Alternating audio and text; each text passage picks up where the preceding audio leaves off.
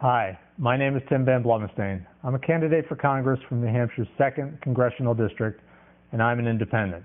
It's October 27th. Last night in Manchester, there was a final debate between the Democrat and Republican challengers for this seat. Unfortunately, I wasn't invited to that debate. Even though I'm on the ballot, I satisfied the needs of the Secretary of State's office, I wasn't included. And I'm producing a couple of videos to respond to the questions from last night, try to give you an idea of what my policy positions might be. I'm concerned that the Democrats and Republicans are not answering the real questions of the campaign. What are your solutions? What are your concerns? How are you going to address them when you go to Washington?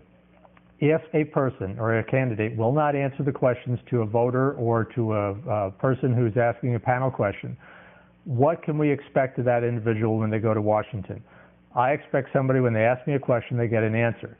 If you don't have the courage to answer a voter at this point, right before the general election, why would we expect that person is going to have the courage to make tough decisions when we go to D.C.?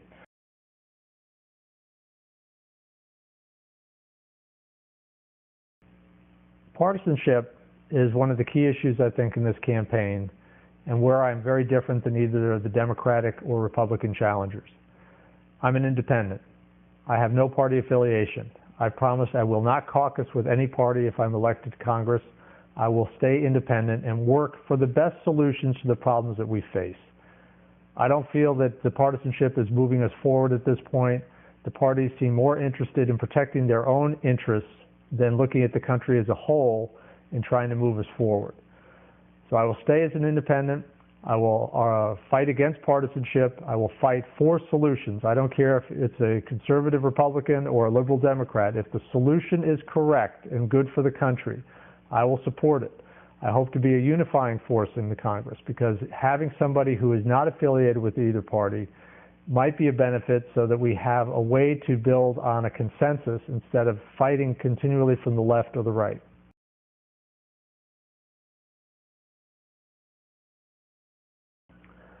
I'm going to break Social Security up into two parts because I think there's important issues that have to be discussed in a little more detail. The big question, what would I do as far as Social Security right now? Social Security is underfunded by $8 trillion, meaning that over the next several decades, we will pay out $8 trillion more than we're expecting to receive in revenue. This is a crisis.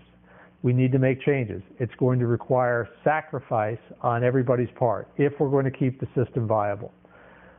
What I would suggest doing, as a lot of other people have suggested doing, is starting to work on multiple fronts. First, let's change eligibility. We can start to increase it even if we means test it, but I think that should go to 70 years old.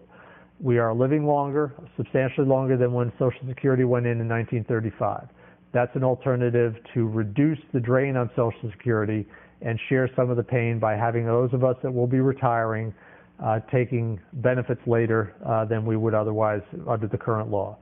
Also, to consider changing the wage cap, which is $106,800. We might need to raise that. When Social Security went into effect in 1935, 90% of wages were part of the taxes. That's no longer the case. We might need to get closer to that 90% to bring solvency back to Social Security. We can look at other things such as a cost of living adjustment that is done every year, means testing that possibly, and things like a benefit deferral program where somebody who could retire and take Social Security does not, and maybe they wait 5 years because they're working in another job, they don't need to take the money at this point. If somebody defers their benefits, they should be able to get a higher payout when they finally do take benefits that's still better for Social Security and better for the individual. Those are just some ideas. Most importantly, it's got to be on a bipartisan basis. This is a very difficult issue. We need to talk about it. It's going to require us to work between parties and between generations. I refuse to have my daughter pay for my retirement for 30 or 35 years, and at the end of that time, have nothing to show for it. That is unconscionable for us to think about doing that. We've got to make changes. It's going to be difficult, but I think the time is now for us to talk about it and begin to implement those changes as soon as possible.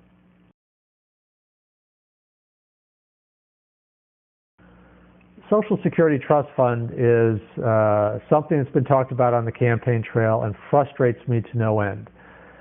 The trust fund was set up in the 1980s to take excess monies that were paid in when we revamped Social Security at that time.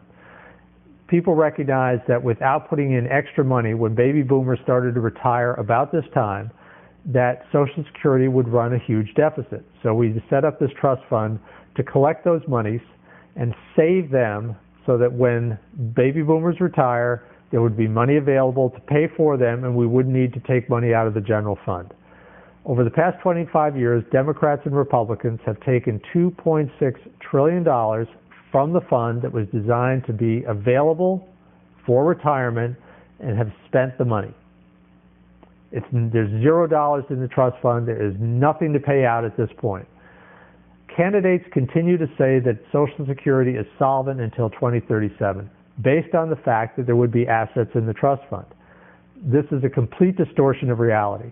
What has happened is the federal government has promised that instead of having cash in the account, the trust fund, they will guarantee monies to be paid out to beneficiaries and will borrow money to do that. This means that our children will be paying for our Social Security, borrowing from the fund, and paying out what we should have saved over the last 25 years. This is unacceptable. It means that we're going to be putting their burden on them for the waste and mismanagement of funds that we've gone through over the last 25 years. I believe we need to make changes. We need to make sacrifices. We, those of us who are going to be coming into Social Security in the next decade or so, need to be willing to make sacrifices to protect their long-term interests, and that's what I'll fight for if I go to Washington.